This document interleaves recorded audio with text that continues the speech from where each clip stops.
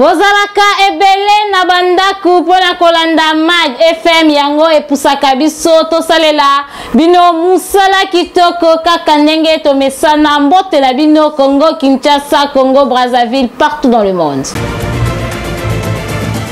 Tofungola Mag FM pona koyebisa bino ke to ya dollar ezali komata makasi pe ezali kopesa pasi na social ya ba Congolais pona yango mwana mboka Malik Ozangi asili na koreagir na micro ya Mag FM.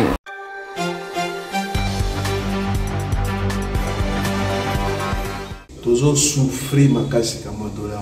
Il y a même des gens pour payer les loyers, ça pose problème. Par exemple, avant dollar, 30 $. Tu sors le même studio, il y a 30 $, 40 $, 50 $. Et au même moment, il y a 100 000 €. Donc, nous sommes obligés, ceux qui on a fin du mois, à préparer 100 000 francs. Il 50 $, 100 000 francs. Donc, dollar, on a même un peu le rôle. C'est purement politique. Et nos autorités doivent comprendre la population. L'autorité va se plaindre, va mettre en place la population. Le peuple souffre. Mbokani en Afrique, dollars na inflation n'est la comme ça. Donc vous êtes quand même la crise ça, mais oya dollar to ya mboka oyo eza au trace. Donc ma continue mais ganan ko revoir façon ya ko diriger et si peut-être l'intérêt na bango eza wana ba me rappeler ko se retirer parce que le peuple au-delà de tout le but du gouvernement selon Platon, ce n'est pas de donner de l'argent à la population, mais que le peuple soit erré. Le peuple doit se réjouir. Naba wenze biloko ezali komata makasi o ezali kotungisa population à cause ya komata ya dollar. Bolanda reportage ya Torrens Atibu.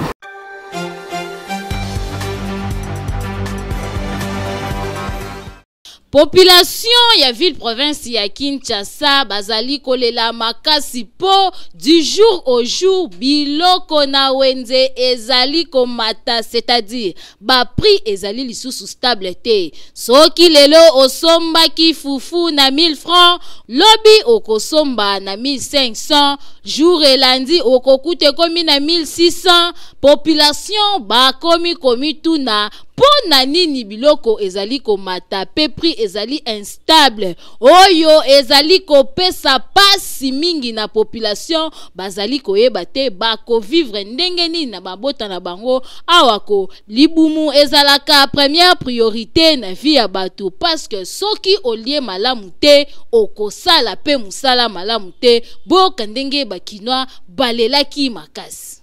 Vraiment pour le moment ça est très difficile. Toujours vivre vraiment la grâce. Donc, nous directement et pas président de la République. Papa qui est un terrain, on a comment le peuple nous va vivre. Toujours vivre la grâce en Zambie. Quand Zambie a bolingo, nous toujours vivre. Mais ce qui normalement pensa bon, donc tous a tout au côté les matés. Toujours ya ko nyokoma, to ya ko lukaka, potolia, kolia ngope toujours kokate. To kokate papa biso tobika na kolia c'est village ya ko kita to voter partout ata wa ba za fa na seko na seko to liande biloko ekita et moi dans l'école pour l'école si maté. Bien sûr que vie comme il passe makasi koleka to souffrir to zala na ba capital minere ekiti esili po vie za passe biloko ezo mata 10 jours au jour. Ngai congolaise naza boy nazoteka détail indien kuna azoteka détail tina pièce moko okokendo sombe pa ba indien mais toyoka kike fachi aye po atombola biso ba congolais mais to tombwa mate par contre bangonde bazotombwa biso to tombwa mate oyo ezali pasi mingi bino moko bomoni ndenge bakinois bazali kolela ezala bateki ezala basombi bango nyonso bazali komitungisama likolo ya osi ya prix ya biloko na wenze soki ba autorité bakitisi dollar kaka ndenge bakino balobi biloko pe ekokita ya pas ezali ke awa na ville province ya Kinshasa soki biloko emati ata dollar ekiti yango ekitaka te ekotikala kaka prix nango oyo ezalelaki. Boyeba que avant de travailler il faut manger. Libumu eza ya kotonda te, matoi pe eyokaka nango eloko te. Donc avant de travailler il faut manger. Ba autorité bobongisa po social ekomi mabe makasi. Boyebela misala ya kotonga pont Kikwiti esuki nango na nzela population bazali komitungisa mapo na yango.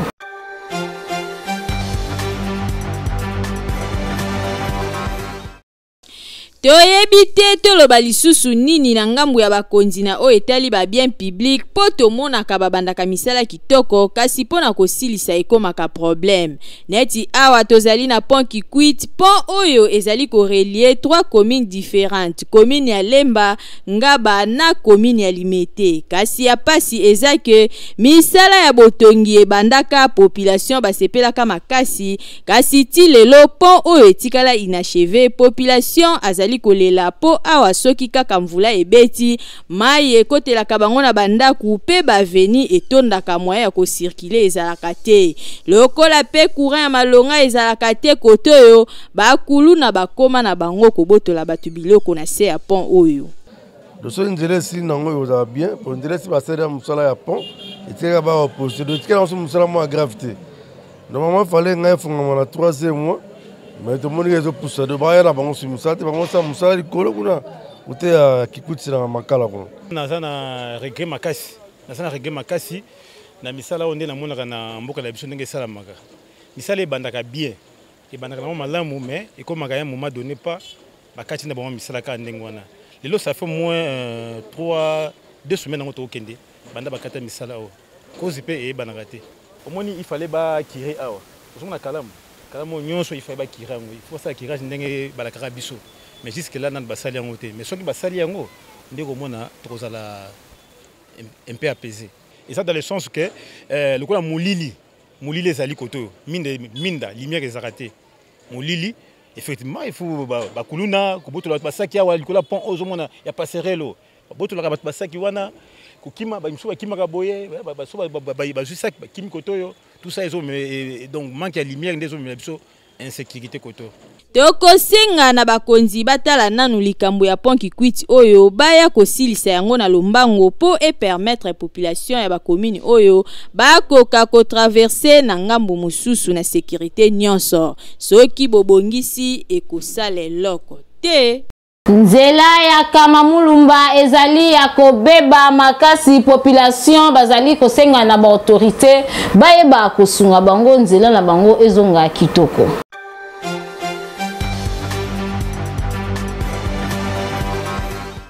Na quartier Kamamulumba, plus précisément na commune ya Kimbonse, que population bazali ko vivre na ba condition moko ya kitoko te. Bino moko botala ndenge érosion ezo tungisa bango ezali ko mema bandaku, mais ya pasi ezali ke nzela oyo e permettra bango babima na centre ville botala ndenge nzela e bebi e bukani à cause ya érosion oyo ezali awa bazali konyo kwa mamakasi na yango baleli na bakonzi ata basaki ya pamba baya kobwakela bango pona bakalime érosion oyo. Souci na biso ezali bakonzi ba sunga biso pona nzela parce que direction oyo eza direction munene eke Saint-Louis eke ti Singayinga e Baluki eke ti Mokali mais parce kaka bambulo ndenge ezobeta beta boye kozangi lisungi basaki telama basaki tosala soki tokanya esili kote nyonso za kobuka na buka yango nzambe asimba mitema bakonzi basunga biso mpona nzela po bandako ezokwea kwa yango nyonso za pembeni awa atuka bakonzi mboka tozali kosenga na bino papa botalela biso likambo ya nzela oyo pasi basa kitoko baza koto mabala eza te mpona nini nzela eza te mibali mwe bamona biso eza te yango tosengi na bakonzi mboka na biso tobike tokopesa bino bavua mais nzela na biso oyo bobongisela biso yango. Population bazali kotalela kaka epai ya bakonzi awa kokala te ba élection ya 2023 ekosalema bango bazali kotuna ba député oyo bakozala na besoin bango ba voter bango bakoya nzela nini po tour liboso ba vota bango babeta bango kara kasi tour oyo bazali kotala esika nini bakoya po baya kosenga bango ba voter bango bino moko boyokaki bango ndenge balobaki dossier oyo ezali mabe makasi po population bazali kolela basengi na bakonzi bo trouvele bango solution po boye pasi makasi bazali konyokwama.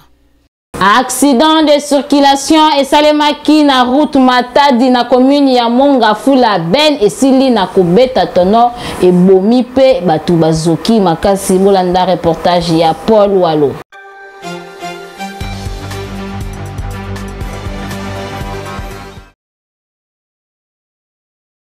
Mobange na accident esalemaki mokolo ya lelo na route Matadi, plus précisément na révolution na commune ya Mongafula.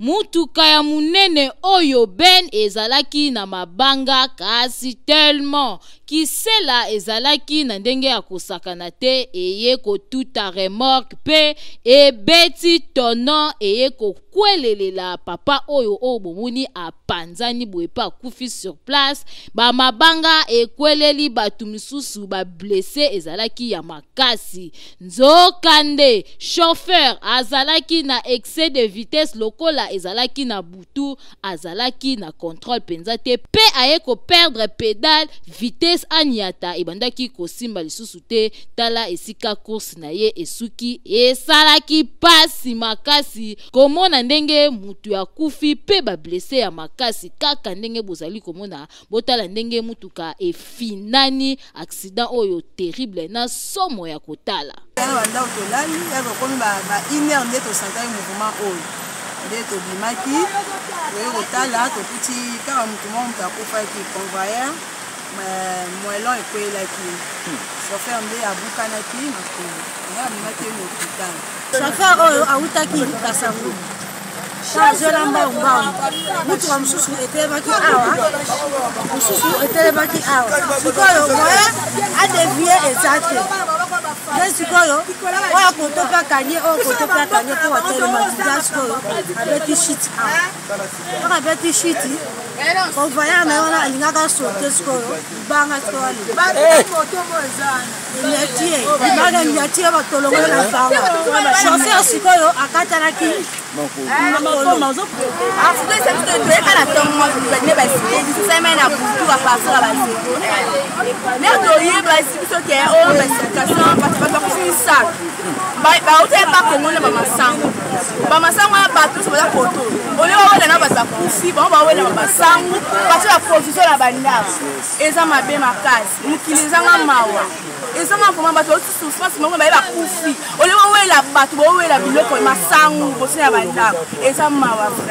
En tout cas, tokosenga kaka na ba chauffeur baye baka kosala contrôle technique avant ya kobimisa mituka na bango pe baye baka kokumba malamu pressé ezali nango malamu te na vie ata ozali kokende malembe oko finir ko arriver na destination na yo au lieu que okumba mabeboye tala sikoyo ndenge esuki chauffeur yemoko abukani ezali kitoko te toko interpeller pe na ba autorité bazongisa nanu contrôle technique po mituka oyo ezali nete kitoko te eyeba kobima na nzela te tala boye pasi na mawa. Na pasa 1 avenue carrière eza ya kobeba population bazali kosenga na ba autorité basunga bango nzela ezonga kitoko bolanda reportage oyo ya Enoch Mafuka.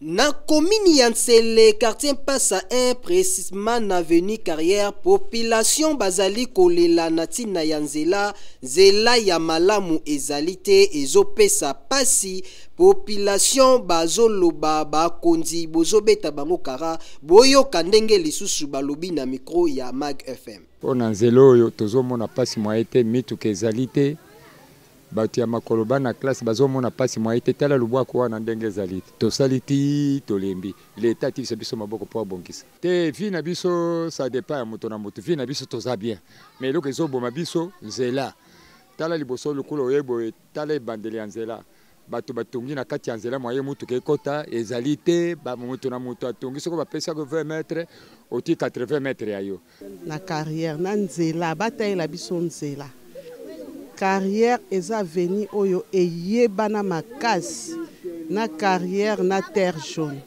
mais tokamwa babongisa terre jaune mais carrière batika et puis kotala ne bandeli kuna modèle batongela tosenga bakonzi ya mboka soki bakoki kobongisela biso aveni na biso carrière et puis tosengi na gouvernement soka koyi kotinda belema koto pour la sécurité toza lokola toza na Kinshasa te ya biso nzelo ezaka ya nzelo boye minda eza te butu bakuluna bazobuma biso toza lokola toza na Kinshasa te nzelo ezaka ya kobeba boye ezaka ya nzelo nzelo nyonso ekatani bakonzi oyo batalaka mosala ya botongi nzela esengeli botonga pona population ya nsele basepela bakontinue ntango nyonso kosalela nzela na bango po yango wana nde ememaka mpe lisusu moko ya source ya développement na kati na mboka. Mikolo oyo transport ezali na prix fixe te ba chauffeur bazali kota ba prix oyo balingi oyo komi kotungisa pe prix yango ezali mutuya makasi population bazo kokali susu te baleli epa ya autorité.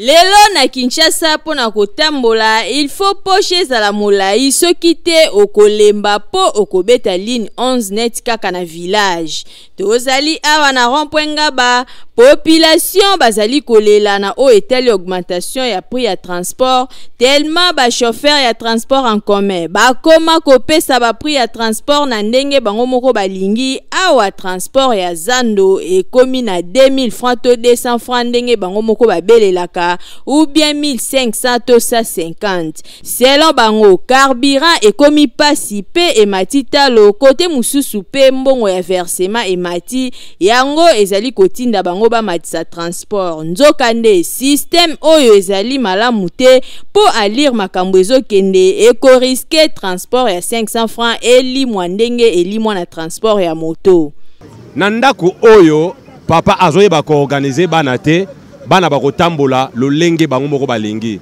na sens ni na nina loba l'état zali wana afixera ba prix ya ba carburant yem tachaka yango yem tasala mais pourquoi ce commune po ya makambo ya transport akoka kotia la biso prix prix oya 500 francs siko l'autre bata ba 350 ezala kaka 500 francs carburant zaki na 1600 et comme 1800 til les lots qui na 3000 francs carburant 1 litre 3000 francs et 3000 francs sur nous sommes carburant il faut en a 5000 à part.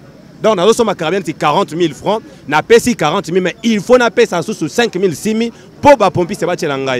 Awa tozali kaka ko interpeller bakonzi balandela nanu likambo ya transport oyo po modèle population ezali ko souffrir yango te vie sociale ezana nu ya pasi tokonyo kwa maboyeti wapi ministre ya hydrocarbures sala mwa eloko carburant ezonga na quantité esengeli prix ekita po transport pe ezonga na 500 francs po boye tanenge chi tanenge sali kitoko te. Dominique Lecoeur, hôpital Isemoko Oyo Esungaka Makasi Kimambangu na centre hospitalier Dominique Lecoeur yo mutu. Ozali na problème ya santé okozwa ba soin ya malonga.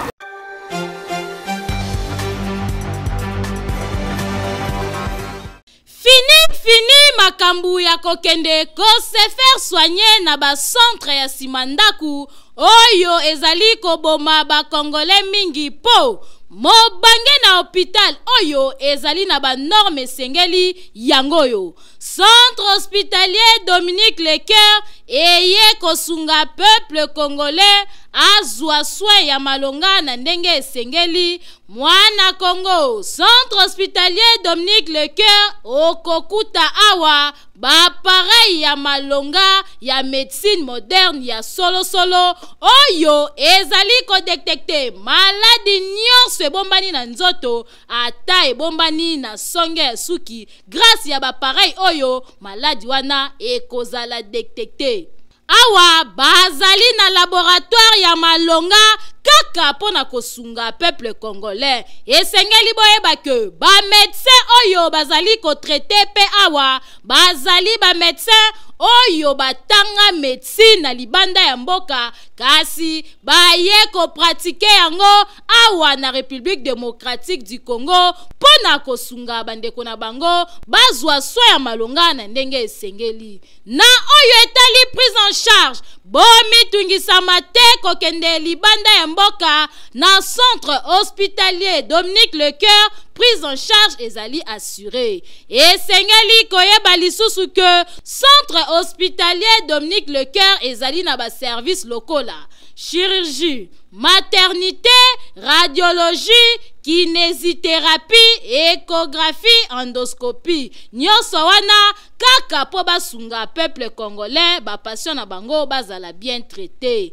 Na oyo etali cas d'urgence soki obeli na ndaku ozali na possibilité ya kokoma hôpitalité benga kaka ba numéro oyo po awa ba ambulance ezali bakoya kozwa yo tina ndaku pe babandi ko traité yo na kati ya mutuka tibo kokoma na hôpital.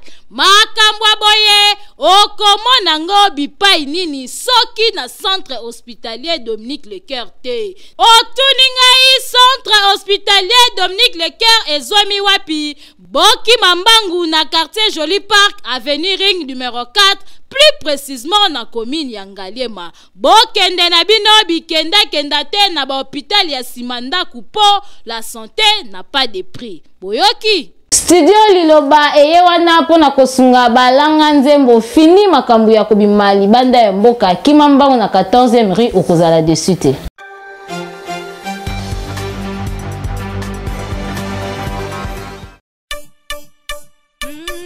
Balanga nzembo bakolo kunga solution pona bino eye. Yo mutu ozali na besoin ya kobimisa album, single, maxi single Kimambangu na studio Liloba na 14e rue po kuna okokuta biloko ya mopaki, c'est-à-dire ba pareil ya kanda. Studio Liloba ezali na qualité ya kosakana te ebongo bakita ebongo ba micro okokuta ngo esika mosusu te kaka na studio Liloba.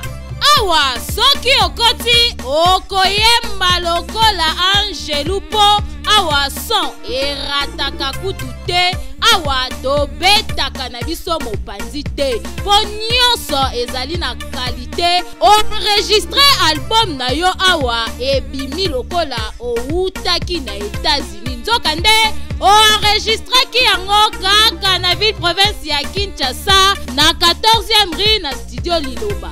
Awa ozali na tante ya kokende kosala mastering libanda po nyonso ezobeta mata na studio Liloba. Opanga na yo na oyo etali prix te a cause ya ba appareil sophistiqué oyo ezali awa prix ezali nango abordable. Ofuti mbongo mukie kasi basaleli yo musala ya qualité. Oyoki Boki Mambangu na commune ya Limete na 14e rue industrielle numéro 23 na avenue Mulangi oza mobimba akei ezali na ndenge elongo bani. Oyoki boyebele Centre café ke eye na pareil oyo bazali ko benga prophète ezali ko détecter maladie nyonso oyo bombami na kati ya nzoto omitungisama onyokwami tangu mulai na maladie kende na centre café ke okozwa guérison ya malonga.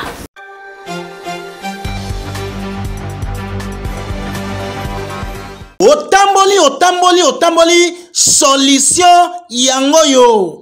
Centre hospitalier Kafeke et Tritaka ba maladie ebele presque ba maladie nyonso oyo eza na kati ya mokili. Tozana problème ya basi oyo babotaka te. Tozana machine moko oyo ezopesa biso ba diagnostic ya solo malade oyo ya mikuwa. Rhumatisme, hernie discale, tozana ba spécialiste oyo bazo traiter yango makasi. Problème ya AVC oyo bazo kende ba poto. On domaine ya poison tika na yo pardon bondi melangai centre hospitalier Kafek domaine ya poison en tout cas à tes ans retardé to rapide awa soko ye ato tikala ki na 2 minutes ya liwa yeba ke soko zwikis ozwi solution. Biso tozana nguya parce que tozana machine moko oyo toyaki na poto ezo détecter kitoko problème ya ba poison na kati ya nzoto.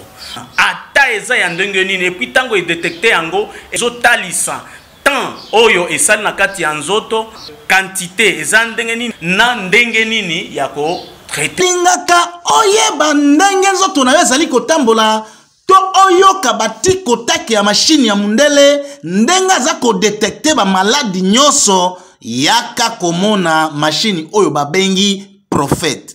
Prophète azali koloba makambo ezalaka o ezali koya po o ezali sika awa ndenge moko na machine oyo ezali ko détecter ba maladi nyos okosenga te o ebisa médecin onongai nazobela boy te appareil wana biso to surnommé appareil wana prophète zozuwa maladie nyonso oyo eza na kati ya nzoto na ya mutu na ba symptôme nyonso na cause oyo ekozaka maladie wana appareil wana e proposer lisusu traitement ya mutu oyo il faut kopesa telle période oyo toza na promotion ezala ba examen ezala ba traitement ba activité nyonso oyo ezosalama awa na centre hospitalier Kafeke eza na kati ya promotion toza na Rompwe Ezo, sima ya station Lodge, avenue Ngindu, numéro 5, quartier Yolo Sud, commune de Kalam. Numéro de téléphone Nabiso 085 041 14 07. Yo mutu osilisa classe depuis kala tope outi kosilisa kala mingi te université ya kitoko ya kokende kotanga ezali esmicom kende okosepela pe diplôme na yo ekozala na valeur ata banda ya mboka.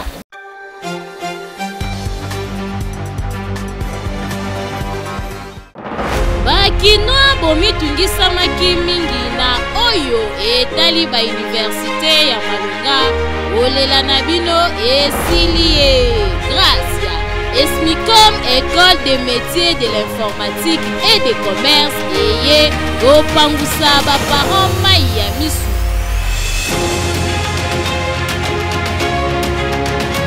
awa okomitungisa te po mwana akotanga lolenge elongobani grâce ya ba professeur ya Malonga oyo bazali awa bazali kotangisa kitoko kote ba point sexuellement transmissible ezalaka nango awa te esengi muntu ya mwana esala po amérite diplôme oyo koluta awa na oyo etali ba faculté Esmicom ebongisi ba faculté lokola programmation, comptabilité, télécommunication, pe ba option misusu. Ba salle ezali bien équipé pe bien aéré côté munge bosana po ozotanga pe servo ezali kope makimia. Welisa yo mutu osilisa classe bandakala kasi oyebaka esika nini ya kokende awako abakisi pe lisusu système ya LMD oyo ezalaka libanda ya mboka kasi okokuta yango na Esmicom. Otuni ngai ezwami wapi Kimambangu na première rue du Landos non loin ya Ashi okokuta Esmicom wana bakoyamba yo kitoko soit obengi na ba numéro oyo 089 52 42 819.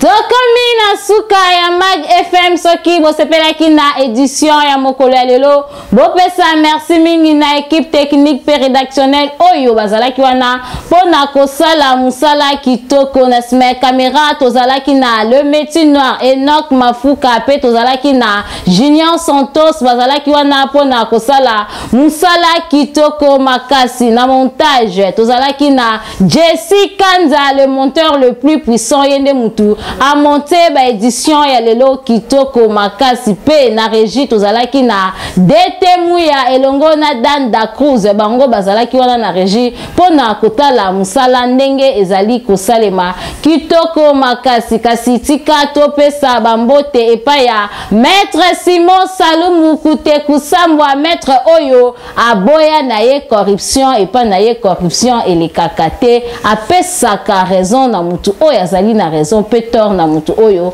azali na tort mbote na yo maître Simon Salumu kute kusamwa kasi tokomi na suka ya Mag FM jamais tokabwana sans koloba maloba ya motuya oyo papa na biso ya bolingo alobaka pe conseil apesaka biso nul n'a le droit d'être heureux seul sur la terre wana maloba ya maître Billy Maluwa Cléophas elingi kolakisake mutu moko te azali na droit ya kozala na esengo na mokili ye moko tango azali na ba moyen il faut koyeba kolia na batu pe kosunga batu oyo bazali na ba problème wana maloba ya papa na biso ya bolingo maître Billy Maluwa Cléophas ngana bino tokutani mikolo ezali koya soki nzambe apesi biso bomoi te